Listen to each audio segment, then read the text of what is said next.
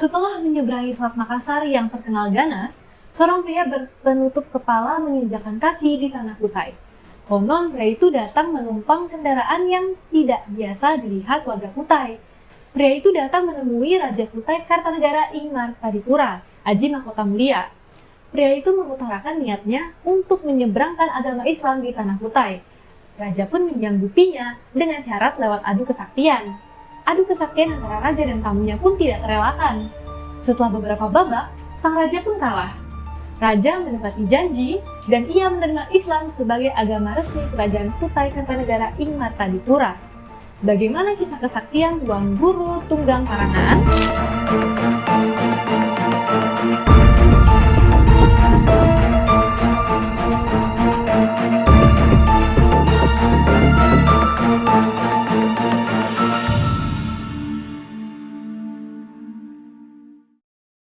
Tanah Kutai, tempat kerajaan tertua di Indonesia. Kerajaan bercorak Hindu yang berdiri sejak abad 4 sesudah Masehi ini bernama Kutai Ing Martadipura. Sejarahnya bisa terlihat dari penemuan 7 buah prasasti beraksa Pallawa yang ditemukan di Muara Kaman. Rajanya yang paling termasyhur adalah Mulawarman Naladewa. Keturunannya memerintah sampai abad ke-13 sesudah Masehi. Selama berabad-abad, rakyat di Kerajaan Martadipura hidup sejahtera. Hingga akhirnya, pengaruh langsung dari kerajaan di Jawa melahirkan kerajaan baru di Tanah Kutai. Di abad ke-14, berdirilah Kerajaan Kutai Kartanegara, pusatnya di Kutai Lama. Kedua kerajaan di Tanah Kutai itu sering berselisih berebut pengaruh, hingga akhirnya perang antara kedua kerajaan tak terelakkan. Kerajaan Martadipura akhir runtuh pada abad ke-17 dengan raja terakhir, Maharaja Dharma Setia. Semua daerah kekuasaan kerajaan Martadipura jatuh ke tangan kerajaan Kutai Kartanegara. Kerajaan itu akhirnya berubah nama menjadi Kutai Kartanegara Ing Martadipura. Selama berabad-abad, raja dan rakyat memeluk agama Buddha Hindu lokal dengan pengaruh animisme.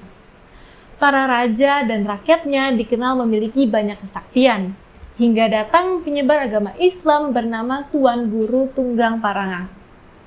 Ia berhasil mengajak para raja dan rakyat Kutai memeluk agama Islam dengan damai. Bagaimana kisahnya dan kesaktiannya? So don't go anywhere, pasangan sekalian siapkan cemilan and let's talk about kesaktian Tuan Guru Tunggang Parangan mengislamkan Tanah Kutai. Jadi menurut analisis ahli susastra Melayu, Konstantinus Altingmes tarikh masuk Islamnya Raja Kutai Kartanegara terjadi pada tahun 1575. Waktu itu ada seorang mubalik atau juru dakwah Islam yang tiba di tepian batu Kutai Lama. Ia dijuluki sebagai Tuan Guru Tunggang Parangan. Konon katanya, menurut cerita lisan turun-temurun, ia mendapatkan julukan itu karena kendaraan yang ia naiki memasuki Sungai Mahakam yang tidak biasa. Menurut mitos, Tunggang Parangan dikatakan tidak menggunakan kapal, tetapi menggunakan ikan parangan. Ya, ikan parangan ini istilah Kutai untuk ikan paus. Nah, Hasan Muarif Ambari di dalam bukunya menjelaskan bahwa ia menemukan peradaban jejak arkeologis dan historis Islam di Indonesia punya pendapat lain. Menurut Hasan, pemberian gelar Tunggang Parangan karena beliau tidak menggunakan perahu layar seperti pelaut biasa. Ujungnya lancip seperti moncong ikan parangan atau ikan paus. Kapal itu diberi nama Parangan. FYI, sebenarnya ada 2 mubalik yang datang ke Tanah Kutai, yakni Tunggang Parangan dan sahabatnya Datuk Ribandang. Keduanya disebut-sebut mubalik asal Minangkabau yang baru saja menjalankan misi agama mengislamkan sebagian penduduk Makassar. Dan setibanya di Kutai, Datuk Ribandang terpaksa balik lagi ke Makassar. Sebab ia mendapat kabar bahwa sebagian penduduk yang sudah mu'alaf kembali lagi ke kepercayaan awalnya.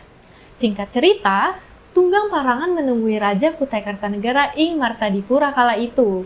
Raja Putra Mahkota Mulia namanya. Dalam silsilah Kutai diterangkan bahwa Raja Mahkota tidak serta-merta ingin menerima ajakan Tunggang Parangan. Ia ingin menguji kesaktian mubalik tersebut. Jika Tunggang Parangan menang, raja akan memeluk Islam.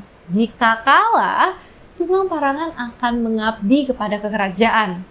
Menurut legenda, Raja Mahkota dikenal memiliki kesaktian karena belajar dari daerah Mangkalihat dan kini Kutai Timur, dan belajar di Kutai Lama.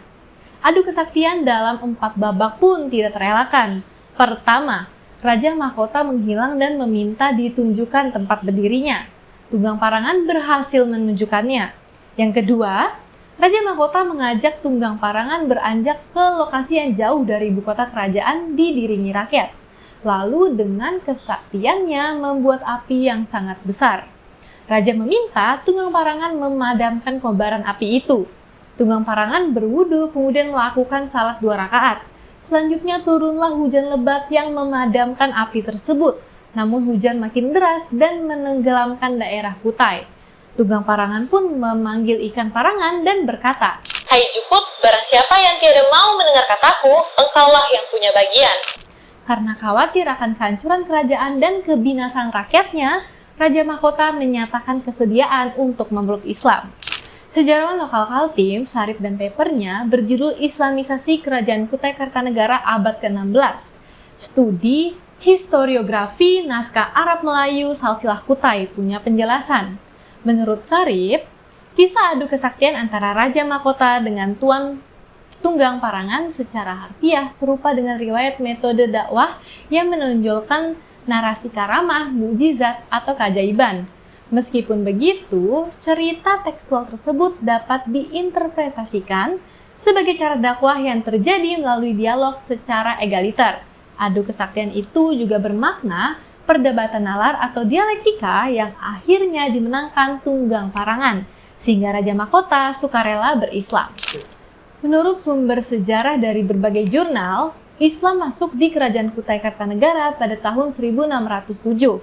Raja juga dipandu mengikrarkan 2 kalimat syahadat sebagai ritual masuk Islam.